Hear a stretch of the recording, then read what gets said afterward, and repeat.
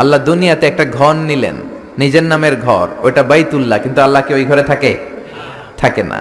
কিন্তু আল্লাহ ঘোষণা দিয়েছেন এটা উনার ঘর, এটা এত বরকতময় ঘর, পৃথিবীর অনেক মানুষের হাত এই ঘরের মধ্যে পড়েছে। ফেরেশতারা প্রথমে এই ঘর তৈরি করেছে, আবার এই ঘরের একেবারে উপরে বাইতুল মামুন নামে একটা ঘর আছে না নাই? আমরা কাবার চারদিকে তাওয়াফ করি, ফেরেশতারা তাওয়াফ করে বাইতুল মামুরের চারপাশে। 70,000 করে ফেরেশতা ঢুকে ইবাদত করে বের হয়ে যায়।